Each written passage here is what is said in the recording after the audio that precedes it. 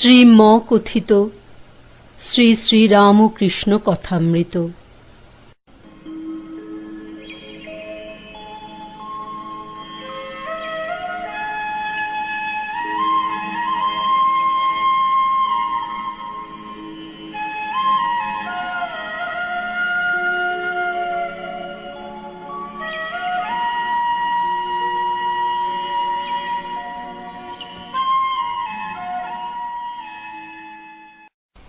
পরিশিষ্ট।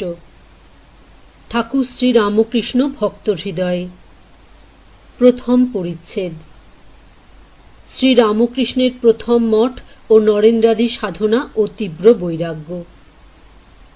আজ বৈশাখী পূর্ণিমা, 7ই মে 1887 খ্রিস্টাব্দ, শনিবার অপরাহ্ন।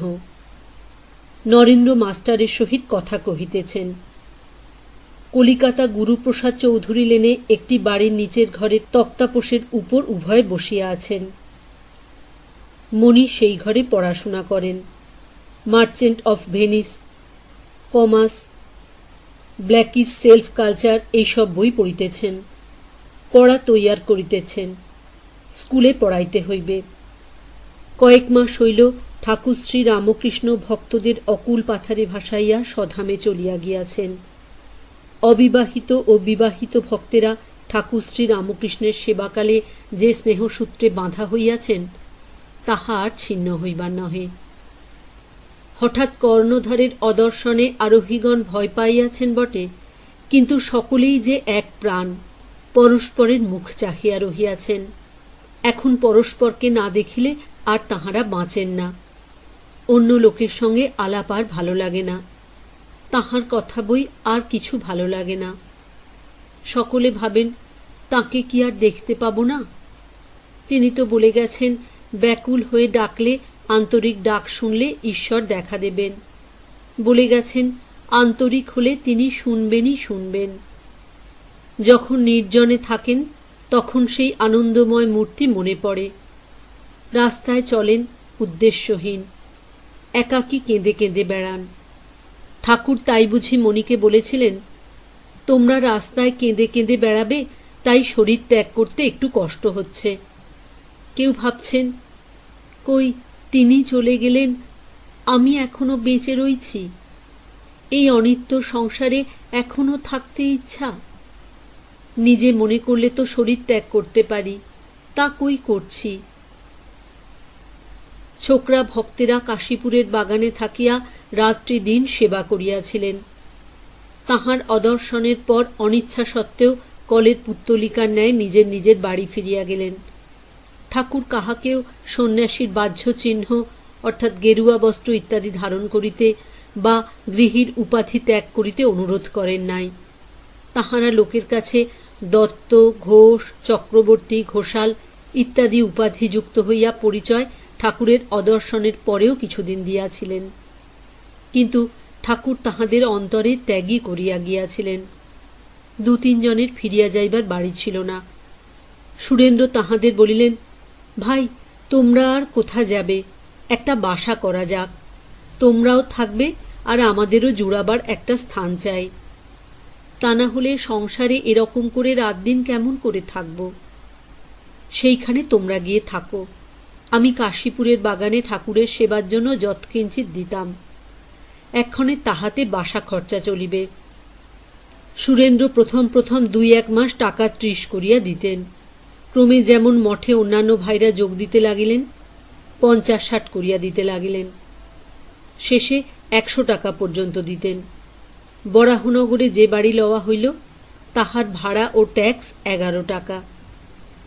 5 ব্রাহ্মণের মাহিয়ানা 6 টাকা, আর বাকি ডাল ভাতের খরচ। বুড়ো গোপাল, লাটু ও তারকে যাইবার বাড়ি নাই। ছোট গোপাল প্রথম কাশীপুরের বাগান হইতে ঠাকুরের গদি ও জিনিসপত্র লইয়া সেই বাসা বাড়িতে গেলেন। সঙ্গে 5 ব্রাহ্মণ শশী। রাত্রে শরৎ আসিয়া থাকিলেন। তারক বৃন্দাবনে গিয়াছিলেন। কিছুদিনের মধ্যে তিনিও আসিয়া জুটিলেন। নরেন্দ্র, শরৎ, শশী, বাবুরাম, নিরঞ্জন, কালী এরা প্রথমে মাঝে মাঝে বাড়ি হইতে আসিতেন। রাখাল, লাটু, যোগিন ও কালী ঠিক ওই সময় বৃন্দাবন গিয়াছিলেন। কালী 1 মাসের মধ্যে, রাখাল কয়েক মাস পরে, যোগিন 1 বৎসর পরে ফিরিলেন। কিছুদিনের মধ্যে নরেন্দ্র, রাখাল, নিরঞ্জন, শরৎ, শশী, বাবুরাম, যোগিন, কালী, লাটু রহিয়া গেলেন, আর বাড়িতে ফিরিলেন না। ক্রমে প্রসন্ন ও সুবোধ আসিয়া রহিলেন। গঙ্গাধর ও হরিও পরে আসিয়া জুটিলেন। ধন্য সুরেন্দ্র, এই প্রথম মঠ তোমারই হাতে গড়া। তোমার সাধু ইচ্ছায় এই আশ্রম হইল। তোমাকে যন্ত্রস্বরূপ করিয়া ঠাকুর শ্রী রামকৃষ্ণ তাহার মূল মন্ত্র কামিনী কাঞ্চন ত্যাগ মূর্তিমান করিলেন। কৌমার বৈরাগ্যবান শুদ্ধাত্মা নরেন্দ্রাদি ভক্তের দ্বারা আবার সনাতন হিন্দু ধর্মকে জীবের সম্মুখে প্রকাশ করিলেন। ভাই, তোমার ঋণ কে ভুলিবে? মঠের ভাইরা মাতৃহীন বালকের ন্যায় থাকিতেন, তোমার অপেক্ষা করিতেন তুমি কখন আসিবে। আজ বাড়ি ভাড়া দিতে সব টাকা গিয়াছে, আজ খাবার কিছু নাই। কখন তুমি আসিবে, আসিয়া ভাইদের খাবার বন্দোবস্ত করিয়া দিবে। তোমার অকৃত্রিম স্নেহ স্মরণ করিলে কে না অশ্রুবারি বিসর্জন করিবে। নরেন্দ্রাদির ঈশ্বর জন্য ব্যাকুলতা ও প্রায় প্রবেশন প্রসঙ্গ। কলিকাতা সেই নিচের ঘরে নরেন্দ্র মণির সহিত কথা কহিতেছেন। নরেন্দ্র এখন ভক্তদের নেতা। মঠের সকলের অন্তরে তীব্র বৈরাগ্য। ভগবান দর্শন জন্য সকলে ছটফট করিতেছেন। নরেন্দ্র মণির প্রতি বলিলেন, আমার কিছু ভালো লাগছে না। এই আপনার সঙ্গে কথা করছি, ইচ্ছা হয় এখনই উঠে যাই। নরেন্দ্র কিয়ৎক্ষণ চুপ করিয়া রহিলেন। কিয়ৎক্ষণ পরে আবার বলিতেছেন, প্রায়োপবেশন করব? মণি বলিলেন, তা বেশ, ভগবানের জন্য সবই তো করা যায়। নরেন্দ্র বলিলেন, যদি খিদে সামলাতে না পারি? মণি বলিলেন, তাহলে খেও, আবার লাগবে। নরেন্দ্র আবার কিয়ৎক্ষণ চুপ করিলেন। নরেন্দ্র বলিলেন, ভগবান নাই বোধ হচ্ছে। যত প্রার্থনা করছি একবারও জবাব পাই নাই। কত দেখলাম মন্ত্র সোনার অক্ষরে জলজল করছে, কত কালীরূপ, আরও অন্যান্য রূপ দেখলুম, তবু শান্তি হচ্ছে না। 6 পয়সা দেবেন? নরেন্দ্র শোভাবাজার হইতে শেয়ারের গাড়িতে বরাহনগর মঠে যাইতেছেন, তাই 6 পয়সা। দেখিতে দেখিতে সাতু অর্থাৎ সাতকড়ি গাড়ি করিয়া আসিয়া উপস্থিত হইলেন। সাতু নরেন্দ্রের সমবয়স্ক। মঠের ছোকরাদের বড় ভালোবাসেন ও সর্বদা মঠে যান। তাহার বাড়ি বরাহনগরের মঠের কাছে। কলিকাতার অফিসে কর্ম করেন। তাদের ঘরের গাড়ি আছে। সেই গাড়ি করিয়া আফিস হইতে আসিয়া উপস্থিত হইলেন। নরেন্দ্র মণিকে পয়সা ফিরাইয়া দিলেন। বলিলেন, আর কি, সাতুর সঙ্গে যাব, আপনি কিছু খাওয়ান। মণি কিছু জল খাবার খাওয়াইলেন। মণিও সেই গাড়িতে উঠিলেন। তাহাদের সঙ্গে মঠে যাইবেন। সন্ধ্যার সময় সকলে মঠে পৌঁছিলেন। মঠের ভাইরা কিরূপে দিন কাটাইতেছেন ও সাধনা করিতেছেন মণি দেখিবেন। ঠাকুর শ্রী রামকৃষ্ণ পার্শ্বদের হৃদয়ে কিরূপ প্রতিবিম্বিত হইতেছেন তাহা দেখিতে মণি মাঝে মাঝে মঠ দর্শন করিতে যান। মঠে নিরঞ্জন নাই, তাহার একমাত্র মা আছেন। তাহাকে দেখিতে বাড়ি গিয়াছেন। বাবুরাম, শরৎ, কালী পুরী ক্ষেত্রে গিয়াছেন। সেখানে আরও কিছুদিন থাকিয়া শ্রী শ্রী রথযাত্রা দর্শন করিবেন। ঠাকুর শ্রী রামকৃষ্ণের বিদ্যা, সংসার ও নরেন্দ্রের তত্ত্বাবধান। নরেন্দ্র মঠের ভাইদের তত্ত্বাবধান করিতেছেন। প্রসন্ন কয়দিন সাধন করিতেছিলেন। নরেন্দ্র তাহার কাছেও প্রায়োপবেশনের কথা তুলিয়াছিলেন। নরেন্দ্র কলিকাতায় গিয়াছেন দেখিয়া সেই অবসরে তিনি কোথায় নিরুদ্দেশ হইয়া চলিয়া গিয়াছেন। নরেন্দ্র আসিয়া সমস্ত শুনিলেন। রাজা কেন তাহাকে যাইতে দিয়াছেন, কিন্তু রাখাল ছিলেন না। তিনি মঠ হইতে দক্ষিণেশ্বরের বাগানে একটু বেড়াইতে গিয়াছিলেন। রাখালকে সকলে রাজা বলিয়া ডাকিতেন, অর্থাৎ রাখালরাজ শ্রীকৃষ্ণের আরেকটি নাম।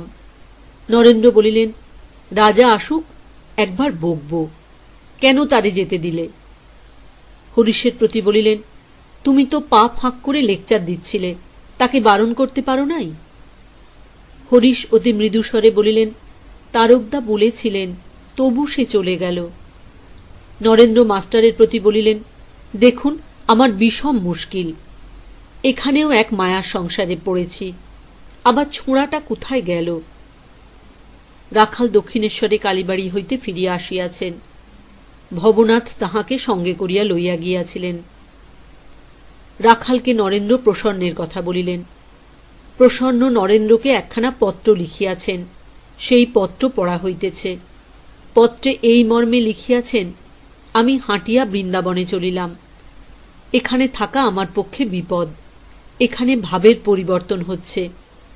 আগে বাপ মা ও বাড়ির সকলের স্বপ্ন দেখতাম, তারপর মায়ার মূর্তি দেখলাম।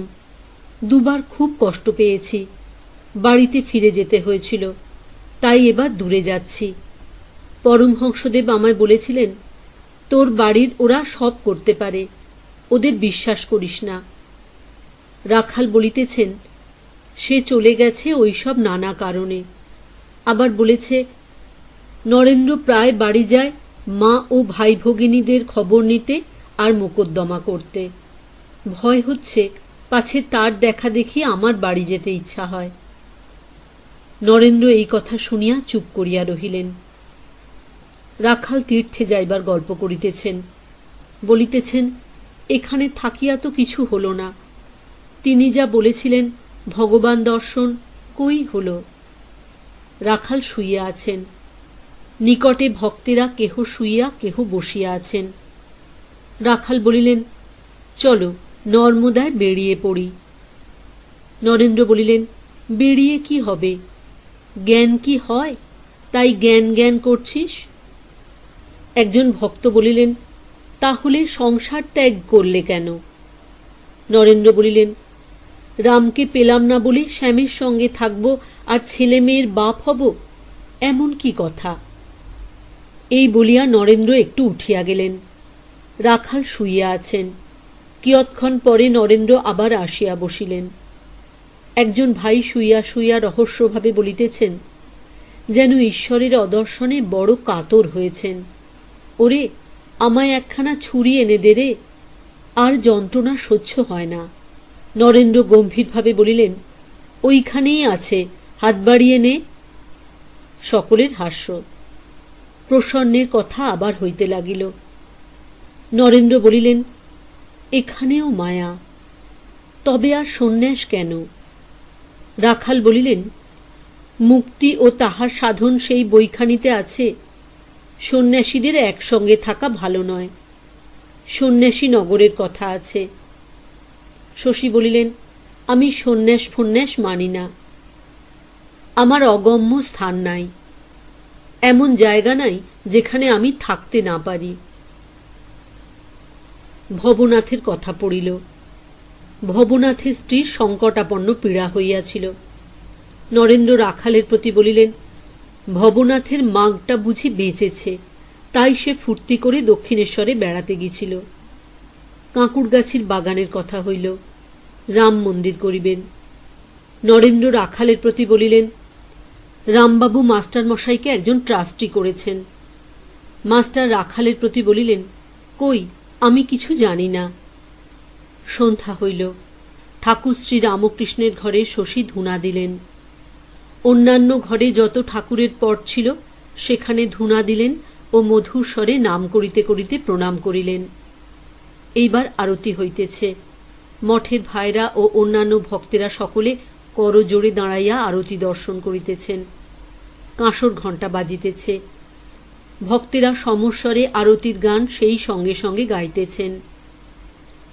জয় শিব ওঙ্কার, ভজ শিব ওঙ্কার, ব্রহ্মা বিষ্ণু সদা শিব, হর হর হর মহাদেব। নরেন্দ্র এই গান ধরাইয়াছেন। কাশীধামে বিশ্বনাথের সম্মুখে এই গান হয়। মণি মঠের ভক্তদের দর্শন করিয়া পরম প্রীতি লাভ করিয়াছেন। মঠে খাওয়া দাওয়া শেষ হইতে 11টা বাজিল। ভক্তেরা সকলে শয়ন করিলেন। তাহারা যত্ন করিয়া মণিকে শয়ন করাইলেন। রাত্রি 2 প্রহর। মণির নিদ্রা নাই। ভাবিতেছেন, সকলই রহিয়াছে, সেই অযোধ্যা, কেবল রাম নাই। মণি নিঃশব্দে উঠিয়া গেলেন। আজ বৈশাখী পূর্ণিমা। মণি একাকী গঙ্গাপুলিনে বিচরণ করিতেছেন, ঠাকুর শ্রী রামকৃষ্ণের কথা ভাবিতেছেন। নরেন্দ্রাদি মঠের ভাইয়ের বৈরাগ্য ও যোগ বাসিষ্ঠ পাঠ, সংকীর্তনানন্দ ও নৃত্য। মাস্টার শনিবার আসিয়াছেন। বুধবার পর্যন্ত অর্থাৎ 5 দিন মঠে থাকিবেন। আজ রবিবার। গৃহস্থ ভক্তেরা প্রায় রবিবারে মঠ দর্শন করিতে আসেন। আজকাল যোগ বাসিষ্ঠ প্রায় পড়া হয়। মাস্টার ঠাকুর শ্রী রামকৃষ্ণের কাছে যোগ বাসিষ্ঠের কথা কিছু কিছু শুনিয়াছিলেন। দেহবুদ্ধি থাকিতে যোগ বাসিষ্ঠের সোহং ভাব আশ্রয় করিতে ঠাকুর বারণ করিয়াছিলেন, আর বলিয়াছিলেন সেব্য সেবকের ভাবই ভালো। মাস্টার দেখিবেন মঠের ভাইদের সহিত মেলে কিনা। যোগ বাসিষ্ঠ সম্বন্ধে কথা পাড়িলেন। মাস্টার বলিলেন, আচ্ছা, যোগ বাসিষ্ঠে ব্রহ্মজ্ঞানের কথা কিরূপ আছে?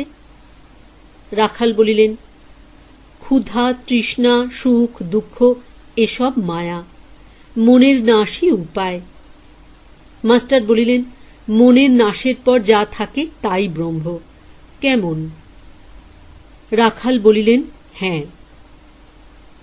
মাস্টার বলিলেন, ঠাকুরও ওই কথা বলতেন, ন্যাংটা তাকে ওই কথা বলেছিলেন। আচ্ছা, রামকে কি বশিষ্ঠ সংসার করতে বলেছেন এমন কিছু দেখলে?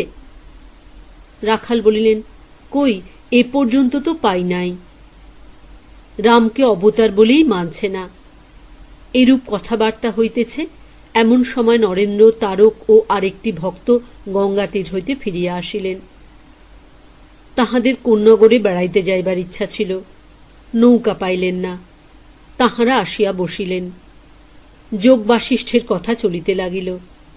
নরেন্দ্র মাস্টারের প্রতি বলিলেন, বেশ সব গল্প আছে, লীলার কথা জানেন? মাস্টার বলিলেন, হ্যাঁ, যোগ বাসিষ্ঠে আছে, একটু একটু দেখেছি। লীলার ব্রহ্মজ্ঞান হয়েছিল না? নরেন্দ্র বলিলেন, হ্যাঁ। আর ইন্দ্র অহল্যা সংবাদ? আর বিদুরথ রাজা চণ্ডাল হল? মাস্টার বলিলেন, হ্যাঁ, মনে পড়ছে। নরেন্দ্র বলিলেন, বনের বর্ণনাটি কেমন চমৎকার! কোন দেশে পদ্ম নামে রাজা ও লীলা নামে তাহার সহধর্মিণী ছিলেন। লীলা পতির অমরত্ব আকাঙ্ক্ষায় ভগবতী সরস্বতীর আরাধনা করিয়া তাহার পতি জীবাত্মা দেহত্যাগের পরও গৃহাকাশে অবরুদ্ধ থাকিবেন এই বর লাভ করিয়াছিলেন। পতির মৃত্যুর পর লীলা সরস্বতী দেবীকে স্মরণ করিলে তিনি আবির্ভূতা হইয়া লীলাকে তত্ত্বোপদেশ দ্বারা জগৎ মিথ্যা ও ব্রহ্মই একমাত্র সত্য ইহা সুন্দর রূপে ধারণা করাইয়া দিলেন। সরস্বতী দেবী বলিলেন, তোমার পদ্ম নামক স্বামী পূর্বজন্মে বশিষ্ঠ নামে এক ব্রাহ্মণ ছিলেন। তাহার 8 দিন মাত্র দেহত্যাগ হইয়াছে, আর এক্ষণে তাহার জীবাত্মা এই গৃহে অবস্থিত আছেন। আবার অন্য এক স্থলে বিদুরথ নামে রাজা হইয়া অনেক বর্ষ রাজ্য ভোগ করিয়াছিলেন। এই সকলই মায়া বলে সম্ভব, বাস্তবিক দেশকাল কিছু নহে। পরে সমাধি বলে সরস্বতী দেবীর সহিত তিনি সূক্ষ্ম দেহে প্রোক্ত বশিষ্ঠ ব্রাহ্মণ ও বিদুরথ রাজার রাজ্যে ভ্রমণ করিয়া আসিলেন। সরস্বতী দেবীর কৃপায় বিদুরথের পূর্বস্মৃতি উদিত হইল। পরে তিনি এক যুদ্ধে প্রাণত্যাগ করিলে তাহার জীবাত্মা পদ্মরাজার শরীরে প্রবেশ করিল। বিদুরথ রাজার চণ্ডালত্ব প্রাপ্তি হয় নাই, লবণ রাজার হইয়াছিল। তিনি এক ঐন্দ্রজালিক ইন্দ্রজাল প্রভাবে এক মুহূর্তের মধ্যে সারা জীবন চণ্ডালত্ব অনুভব করিয়াছিলেন।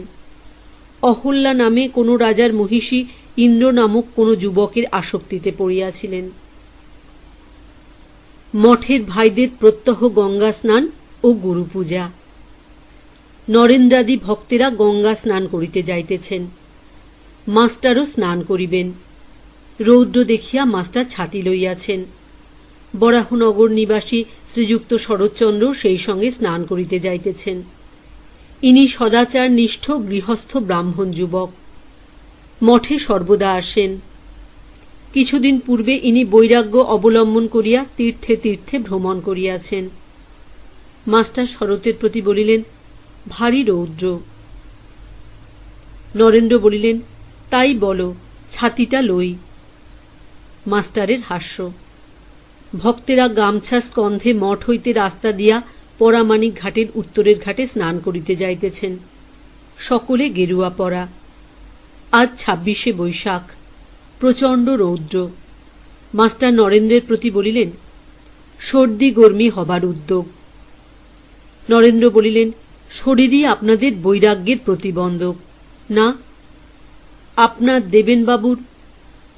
মাস্টার হাসিতে লাগিলেন ও ভাবিতে লাগিলেন, শুধু কি শরীর? স্নানান্তে ভক্তেরা মঠে ফিরিলেন ও পা ধুইয়া ঠাকুর শ্রী রামকৃষ্ণের ঘরে প্রবেশ করিলেন। প্রণামপূর্বক ঠাকুরের পাদপদ্মে এক একজন পুষ্পাঞ্জলি দিলেন। পূজার ঘরে আসিতে নরেন্দ্রের একটু বিলম্ব হইয়াছিল। গুরু মহারাজকে প্রণাম করিয়া ফুল লইতে যান, দেখেন যে পুষ্পপাত্রে ফুল নাই। তখন বলিয়া উঠিলেন, ফুল নাই।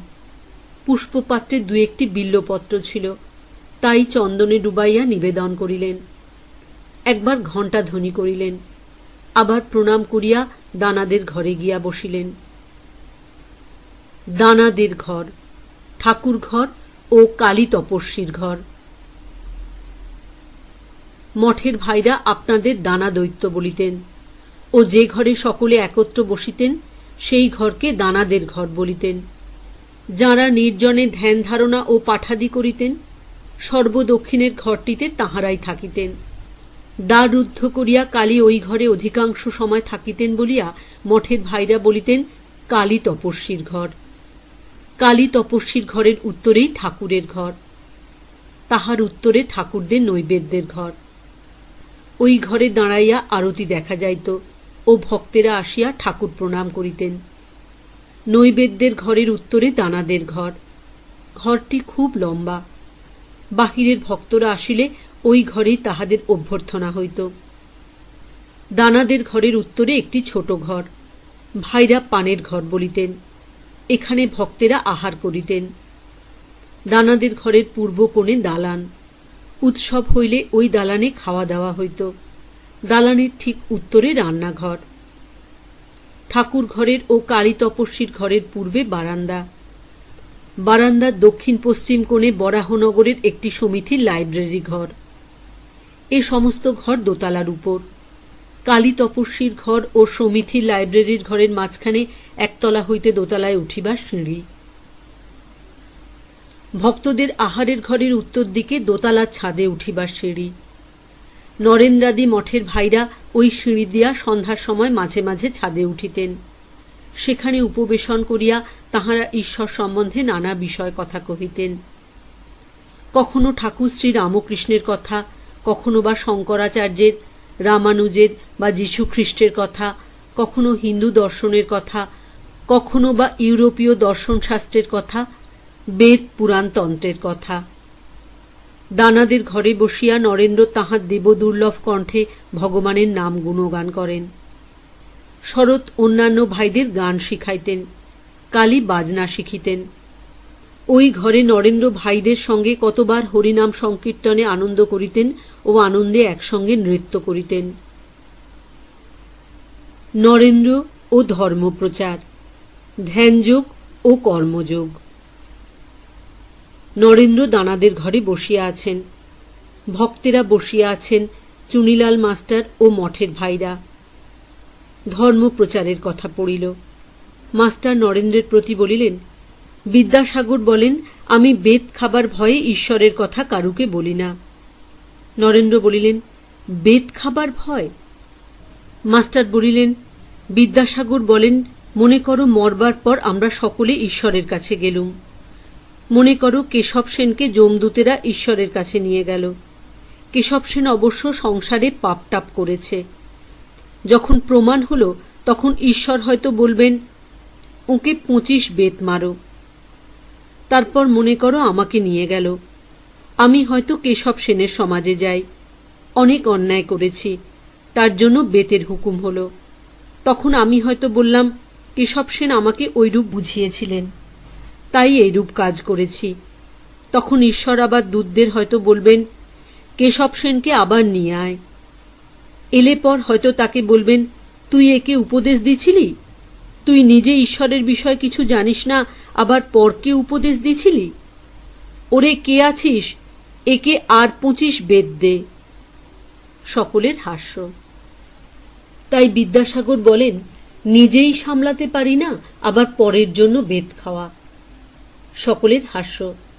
আমি নিজে ঈশ্বরের বিষয়ে কিছু বুঝি না, আবার পরকে কি লেকচার দেব? নরেন্দ্র বলিলেন, যে এটা বোঝেনি সে আর 5টা বুঝলে কেমন করে? মাস্টার বলিলেন, আর 5টা কি? নরেন্দ্র বলিলেন, যে এটা বোঝে নাই সে দয়া পরোপকার বুঝলে কেমন করে? স্কুল বুঝলে কেমন করে? স্কুল করে ছেলেদের বিদ্যা শিখাতে হবে, আর সংসারে প্রবেশ করে বিয়ে করে ছেলে মেয়ের বাপ হওয়াই ঠিক, এটাই বা বুঝলে কেমন করে?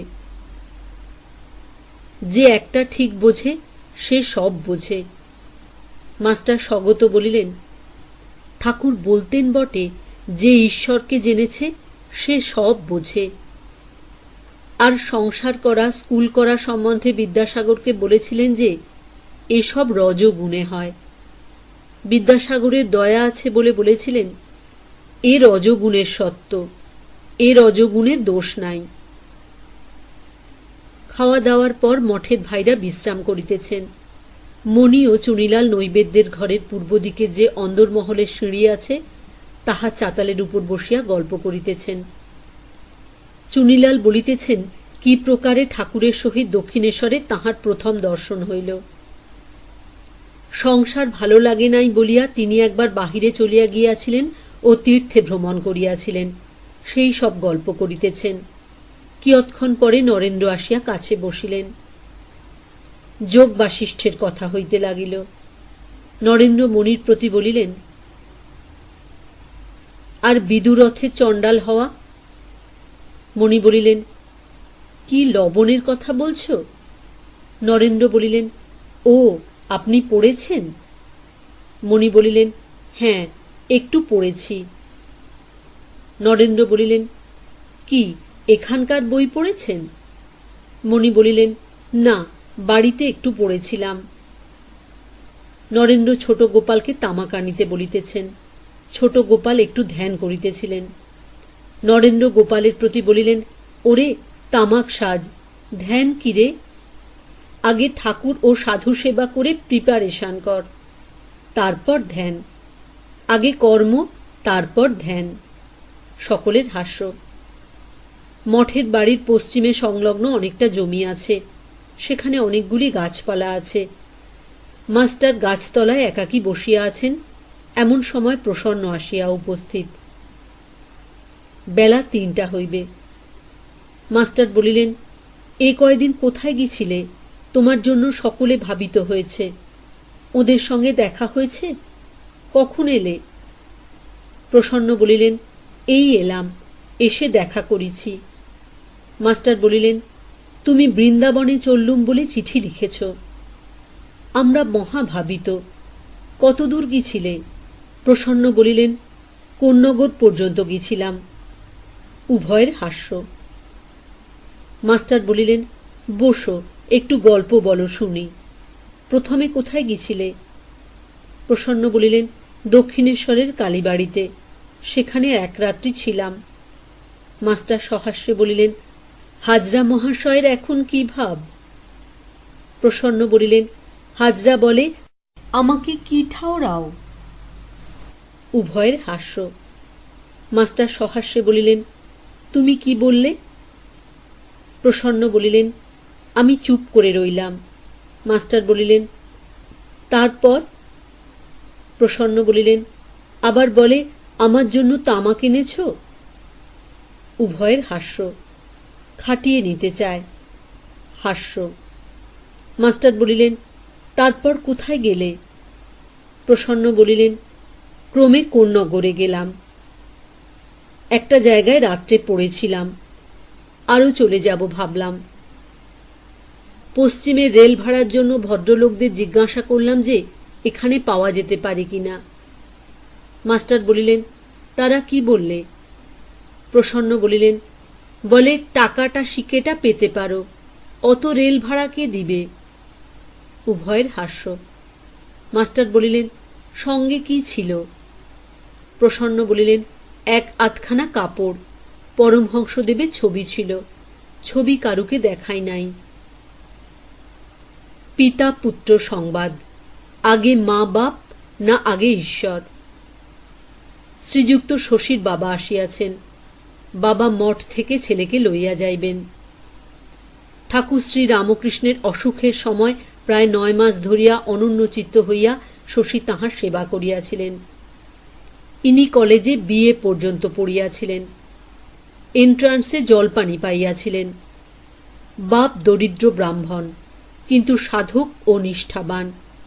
ইনি বাপ মায়ের বড় ছেলে। তাহাদের বড় আশা যে ইনি লেখাপড়া শিখিয়া রোজগার করিয়া তাঁদের দুঃখ দূর করিবেন। কিন্তু ভগবানকে পাইবার জন্য ইনি সব ত্যাগ করিয়াছিলেন। বন্ধুদের কেঁদে কেঁদে বলতেন, কি করি আমি কিছুই বুঝতে পারছি না। হায়, মা বাপের কিছু সেবা করতে পারলাম না। তাঁরা কত আশা করেছিলেন। মা আমার গয়না পরতে পান নাই। আমি কত সাধ করেছিলাম আমি তাকে গয়না পরাবো, কিছুই হলো না। বাড়িতে ফিরে যাওয়া যেন ভার বোধ হয়। গুরু মহারাজ কামিনী কাঞ্চন ত্যাগ করতে বলেছেন, আর যাবার জো নাই। ঠাকুর শ্রী রামকৃষ্ণের স্বধামে গমন করিবার পর শশীর পিতা ভাবিলেন, এবারে বুঝি বাড়ি ফিরিবে। কিন্তু কিছুদিন বাড়ি থাকার পর মঠ স্থাপিত হইবার কিছুদিনের মধ্যেই মঠে কিছুদিন যাতায়াতের পর শশী আর মঠ হইতে ফিরিলেন না। তাই পিতা মাঝে মাঝে তাহাকে লইতে আসেন। তিনি কোনো মতে যাবেন না। আজ বাবা আসিয়াছেন শুনিয়া আর এক দিক দিয়া পলায়ন করিলেন, যাতে তাহার সঙ্গে দেখা না হয়। পিতা মাস্টারকে চিনিতেন। তাঁর সঙ্গে উপরের বারান্দায় বেড়াইতে বেড়াইতে কথা কহিতে লাগিলেন। পিতা বলিলেন, এখানে কর্তা কে? এই নরেন্দ্রই যত নষ্টের গোড়া। ওরা তো বেশ বাড়িতে ফিরে গেছিল, পড়াশোনা আবার করছিল। মাস্টার বলিলেন, এখানে কর্তা নাই, সকলেই সমান। নরেন্দ্র কি করবেন? নিজের ইচ্ছা না থাকলে কি মানুষ চলে আসে? আমরা কি বাড়ি একেবারে ছেড়ে আসতে পেরেছি? পিতা বলিলেন, তোমরা তো বেশ করছো গো, দুদিক রাখছ। তোমরা যা করছো এতে কি ধর্ম হয় না? তাই তো আমাদেরও ইচ্ছা, এখানে থাকুক, সেখানেও যাক। দেখো দেখি ওর গর্ভধারিণী কত কাঁদছে। মাস্টার দুঃখিত হইয়া চুপ করিয়া রহিলেন। পিতা বলিলেন, আর সাধু খুঁজে খুঁজে এত বেড়ানো, আমি ভালো সাধুর কাছে নিয়ে যেতে পারি। ইন্দ্রনারায়ণের কাছে একটি সাধু এসেছে, চমৎকার লোক, সেই সাধুকে দেখুক না। রাখালের বৈরাগ্য, সন্ন্যাসী ও নারী। রাখাল ও মাস্টার কালী তপস্বীর ঘরের পূর্ব দিকের বারান্দায় বেড়াইতেছেন। ঠাকুর ও ভক্তদের বিষয় গল্প করিতেছেন। রাখাল ব্যস্ত হইয়া বলিলেন, মাস্টার মশায়, আসুন সকলে সাধন করি। তাই তো আর বাড়িতে ফিরে গেলাম না। যদি কেউ বলে ঈশ্বরকে পেলে না, তবে আর কেন? তা নরেন্দ্র বেশ বলে, রামকে পেলুম না বলে কি শ্যামের সঙ্গে ঘর করতেই হবে আর ছেলেপুলের বাপ হতেই হবে? আহা, নরেন্দ্র এক একটি বেশ কথা বলে, আপনি বরং জিজ্ঞাসা করবেন। মাস্টার বলিলেন, তা ঠিক কথা। রাখালবাবু, তোমারও দেখছি মনটা খুব ব্যাকুল হয়েছে। রাখাল বলিলেন, মাস্টার মশায়, কি বলবো, দুপুরবেলায় নর্মদায় যাবার জন্য প্রাণ ব্যাকুল হয়েছিল। মাস্টার মশায়, সাধন করুন, তা না হলে কিচ্ছু হচ্ছে না। দেখুন না, সুখদেবেরও ভয়। জন্মগ্রহণ করেই পলায়ন। ব্যাসদেব দাঁড়াতে বললেন, তা দাঁড়ায় না। মাস্টার বলিলেন, যোগোপনিষদের কথা। মায়া রাজ্য থেকে সুখদেব পালাচ্ছিলেন। হ্যাঁ, ব্যাস আর সুখদেবের বেশ কথাবার্তা আছে। ব্যাস সংসারে থেকে ধর্ম করতে বলছেন, সুখদেব বলছেন হরিপাদপদ্মই সার। আর সংসারীদের বিবাহ করে মেয়ে মানুষের সঙ্গে বাস, এতে ঘৃণা প্রকাশ করেছেন। রাখাল বলিলেন, অনেকে মনে করে মেয়ে মানুষ না দেখলেই হলো। মেয়ে মানুষ দেখে ঘাড় নিচু করলে কি হবে? নরেন্দ্র কাল রাত্রে বেশ বললে, যতক্ষণ আমার কাম ততক্ষণই স্ত্রীলোক, তা না হলে স্ত্রী পুরুষ ভেদ বোধ থাকে না। মাস্টার বলিলেন, ঠিক কথা, ছেলেদের মেয়েদের বোধ নাই। রাখাল বলিলেন, তাই বলছি আমাদের সাধন চাই। মায়াতীত না হলে কেমন করে জ্ঞান হবে? চলুন বড় ঘরে যাই। বরাহনগর থেকে কতকগুলি ভদ্রলোক এসেছে। নরেন্দ্র তাদের কি বলছে চলুন শুনি গিয়ে। নরেন্দ্র ও শরণাগতি। নরেন্দ্র কথা কহিতেছেন। মাস্টার ভিতরে গেলেন না। বড় ঘরের পূর্ব দিকে দালানে বেড়াইতে বেড়াইতে কিছু কিছু শুনিতে পাইলেন। নরেন্দ্র বলিতেছেন, সন্ধ্যাদি কর্মের স্থান সময় নাই। একজন ভদ্রলোক বলিলেন, আচ্ছা মশায়, সাধন করলেই তাঁকে পাওয়া যাবে? নরেন্দ্র বলিলেন, তাঁর কৃপা। গীতায় বলছেন, তাঁর কৃপা না হলে সাধন ভজনে কিছু হয় না, তাই তাঁর শরণাগত হতে হয়। ভদ্রলোক বলিলেন, আমরা মাঝে মাঝে এসে বিরক্ত করব। নরেন্দ্র বলিলেন, তা যখন হয় আসবেন। আপনাদের ওখানে গঙ্গার ঘাটে আমরা নাইতে যাই। ভদ্রলোক বলিলেন, তাতে আপত্তি নাই, তবে অন্য লোক না যায়। নরেন্দ্র বলিলেন, তা বলেন তো আমরা নাই যাব। ভদ্রলোক বলিলেন, না তা নয়, তবে যদি দেখেন 5 জন যাচ্ছে তাহলে আর যাবেন না। আরতি ও নরেন্দ্রের গুরু গীতা পাঠ। সন্ধ্যার পর আরতি হইল। ভক্তেরা আবার কৃতাঞ্জলি হয়ে জয় শিব ওঙ্কার সম্বন্ধে গান করিতে করিতে ঠাকুরের স্তব করিতে লাগিলেন। আরতি হইয়া গেলে ভক্তেরা দানাদের ঘরে গিয়া বসিলেন। মাস্টার বসিয়া আছেন। প্রসন্ন গুরু গীতা পাঠ করিয়া শুনাইতে লাগিলেন। নরেন্দ্র আসিয়া নিজে সুর করিয়া পাঠ করিতে লাগিলেন। নরেন্দ্র গাইতেছেন, ব্রহ্মানন্দং পরম সুখদং কেবলং জ্ঞানমূর্তিং। আবার গাইলেন, ন গুরুরধিকং ন গুরুরধিকং শিব শাসনত শিব শাসনত। নরেন্দ্র সুর করিয়া গুরুগীতা পাঠ করিতেছেন, আর ভক্তদের মন যেন নিবাত নিষ্কম্প দীপশিখার ন্যায় স্থির হইয়া গেল। সত্য সত্যই ঠাকুর বলিতেন, সুমধুর বংশীধ্বনি শুনে সাপ যেমন ফনা তুলে স্থির হয়ে থাকে, নরেন্দ্র গাইলে হৃদয়ের মধ্যে যিনি আছেন তিনিও সেইরূপ চুপ করে শোনেন। আহা, মঠের ভাইদের কি গুরু ভক্তি! ঠাকুর শ্রী রামকৃষ্ণের ভালোবাসা ও রাখাল। কালী তপস্বীর ঘরে রাখাল বসিয়া আছেন। কাছে প্রসন্ন, মাস্টারও সেই ঘরে আছেন। রাখাল সন্তান পরিবার ত্যাগ করিয়া আসিয়াছেন। অন্তরে তীব্র বৈরাগ্য। কেবল ভাবছেন একাকী নর্মদা তীরে কি অন্য স্থানে চলিয়া যায়। তবু প্রসন্নকে বুঝাইতেছেন। রাখাল প্রসন্নের প্রতি বলিলেন, কোথায় ছুটে ছুটে বেরিয়ে যাস? এখানে সাধু সঙ্গ, এ ছেড়ে যেতে আছে? আর নরেনের মতো লোকের সঙ্গ, এ ছেড়ে কোথায় যাবি? প্রসন্ন বলিলেন, কলকাতায় বাপ মা রয়েছে, ভয় হয় পাছে তাঁদের ভালোবাসা আমাকে টেনে নেয়, তাই দূরে পালাতে চাই। রাখাল বলিলেন, গুরু মহারাজ যেমন ভালোবাসতেন তত কি বাপ মা ভালোবাসে? আমরা তাঁর কি করেছি যে এত ভালোবাসা? কেন তিনি আমাদের দেহ মন আত্মার মঙ্গলের জন্য এত ব্যস্ত ছিলেন? আমরা তাঁর কি করেছি? মাস্টার স্বগত বলিলেন, আহা, রাখাল ঠিক বলছেন, তাই তাকে বলে অহেতুক কৃপা সিন্ধু। প্রসন্ন বলিলেন, তোমার কি বেরিয়ে যেতে ইচ্ছা হয় না? রাখাল বলিলেন, মনে খেয়াল হয় যে নর্মদা তীরে গিয়ে কিছুদিন থাকি। একবার ভাবি ওই সব জায়গায় কোনো বাগানে গিয়ে থাকি আর কিছু সাধন করি। খেয়াল হয় 3 দিন পঞ্চতপা করি। তবে সংসারীর বাগানে যেতে আবার মন হয় না। ঈশ্বর কি আছেন? দানাদের ঘরে তারক ও প্রসন্ন কথা কহিতেছেন। তারকের মা নাই।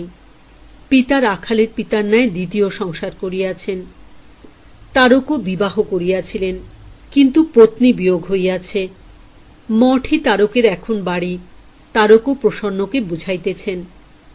প্রসন্ন বলিলেন, না হলো জ্ঞান, না হলো প্রেম, কি নিয়ে থাকা যায়?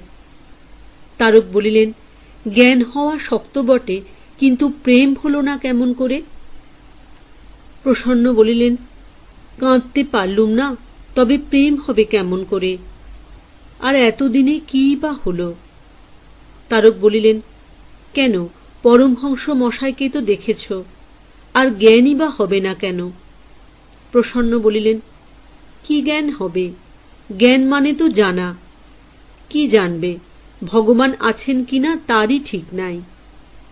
তারক বলিলেন, হ্যাঁ, তা বটে, জ্ঞানীর মতে ঈশ্বর নাই। মাস্টার স্বগত বলিলেন, আহা, প্রসন্নের যে অবস্থা! ঠাকুর বলতেন, যারা ভগবানকে চায় তাদের ওরূপ অবস্থা হয়। কখনো বোধ হয় ভগবান আছেন কিনা। তারক বুঝি এখন বৌদ্ধ মত আলোচনা করছেন, তাই জ্ঞানীর মতে ঈশ্বর নাই বলছেন। ঠাকুর কিন্তু বলতেন, জ্ঞানী আর ভক্ত এক জায়গায় পৌঁছিবে।